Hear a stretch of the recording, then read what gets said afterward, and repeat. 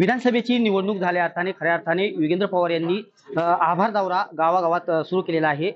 आपल्यासोबत योगेंद्र दादा पवार आहेत. दादा, काय सांगाल? आज आभार दौरा चालू केलाय, गावागावांना भेटी दिल्या काही लोकांच्या आता आभार दौरा खरं तर आपण लोकसभेनंतर पण घेतलेला आहे. त्याच पद्धतीने आता आपण हा आभार दौरा आता सुरू केलाय आणि लोकांमध्ये आपण गेलं पाहिजे, त्यांच्याशी आपण बोललं पाहिजे, जे काही त्यांचे मत असतील ते आपण समजून घेतले पाहिजे. त्याच पद्धतीने आपण आता पुढे चाललो. दादा, एकंदरीत जी आता जिल्ह्यातून 11 जणांनी मत पडताळणीचा अर्ज दाखल केलेला आहे, आपण देखील केलेला आहे, काय सांगाल या संदर्भात? आता जिल्ह्यातून 11 लोकांनी अर्ज तिथं दाखल केलाय, त्याच पद्धतीने आपणही केलाय. जर माझा एकटाचा निकाल जर विरोधात आला असता तर मग ठीक आहे, मी समजू शकतो. शेवटी आमच्या पुढे ताकद ही खूप मोठी होती आहे आणि माझ्यासाठी ही निवडणूक सोपी नव्हतीच. त्याच्यामुळे ते कुठंतरी आपण समजून घेऊ शकलो असतो की ठीक आहे. पण अख्ख्या महाराष्ट्रामध्ये असा निकाल लागेल ते मला वाटत नाही की कुणालाही वाटलं असेल.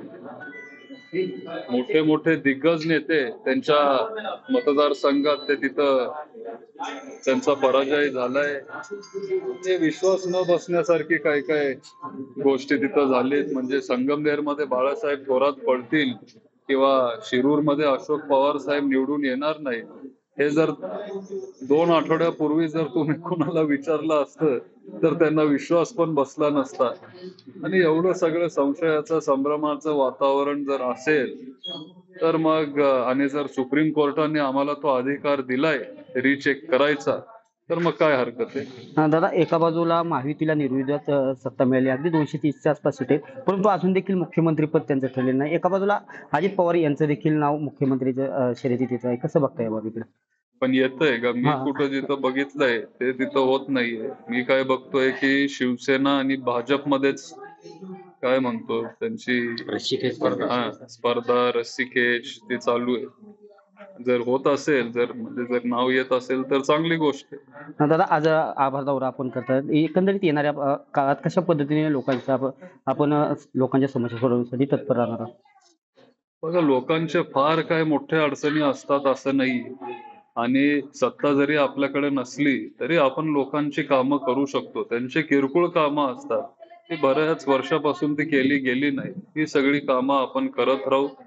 जिथं आपल्याला शासनाची ताकद किंवा मदत लागत असेल तिथं आपण शासनासोबत पाठपुरावा करत राहू. जे सत्तेत आहेत, जर त्यांचं लक्ष काही ठराविक महत्वाच्या मुद्द्यांवर जात नसेल तर मग ते लक्ष त्यांचं कसं तिथं आणायचं लोकांसाठी, ही सगळी कामं आम्ही करत राहू आणि त्या पद्धतीने म्हणजे आम्ही आमची कामं चालू ठेवू. दादा, एका बाजूला सुरुवातीपासूनच अजित पवार 1 लाख मतांनी निवडून सांगितलं जात होतं. त्यांनी लोकसभेचं सांगितलं होतं की लोकसभेला ताई, विधानसभेला दादा, असं एक प्रचाराचं त्यांनी प्रत्येक वेळेस सांगितलं जात होतं. कसं बघता त्यानंतर 1,16,000 दादांनी विजय झाला? 1,08,000 का काहीतरी. ठीक आहे, संशयाचं वातावरण तर आहेच महाराष्ट्रामध्ये. आणि जर तसं जर ते सांगत होते तर मग माझ्या काकींना उभं करणं हे चुकीचं होतं. कारण जर तेच त्यांचं समीकरण होतं तर मग ते का केलं, हा पण प्रश्न त्यांना विचारायला पाहिजे. त्यांनी वेळोवेळी चूक मान्य केलेली आहे की काकींना उभं करून मी चूक केलेली आहे, ती चूक पण होणार म्हणतो. पण काय आता शेवटी मी त्या लेवलचा नेता किंवा असं मी नाहीये. मी एक सामान्य कार्यकर्ता म्हणून मी इथं काम करतोय.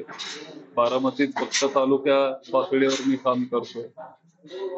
त्याच्यामुळं हे जे काय प्रश्न आहेत वरिष्ठ लेवलला त्यांनी तिथं बोलले पाहिजे. दादा, काल एकंदरीत अजित पवार यांचा 1 लाख मतांनी विजय झालेला आहे, त्यांचं अभिनंदन केलं का? त्यांना भेटण्यासाठी आपण जाणार आहोत. नाही, खरं तर आम्ही पण आता काय फक्त 1 आठवड्यात झालाय निकाल लागून आणि आम्ही पण आमच्या कामामध्ये व्यस्त होतो. मुंबईत भरपूर मिटिंगा होते, पक्ष आपल्या चव्हाण सेंटर मध्ये भरपूर मिटिंगा होते. सगळे आमदार तिथं आलेले, आपल्या पक्षाचे सगळे पदाधिकारी वगैरे सगळे ते तिथं भेटत होते.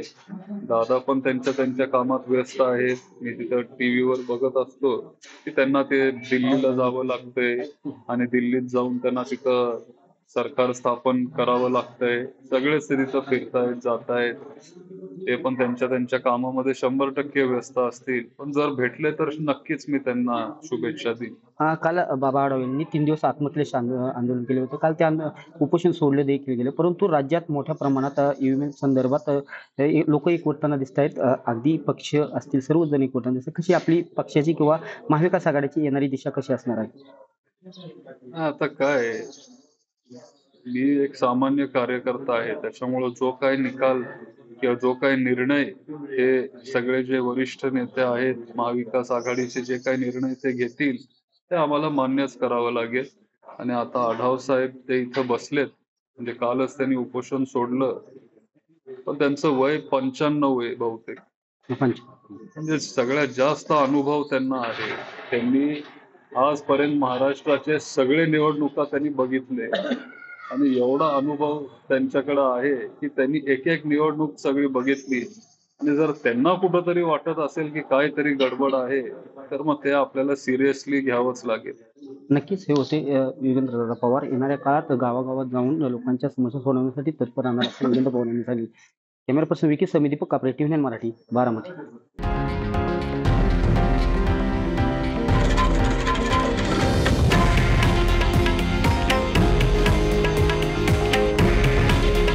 हे आहे देशातील नंबर 1 न्यूज नेटवर्क आणि आपण पाहत आहात TV9 मराठी. काळजी तुमची, हित महाराष्ट्राचं.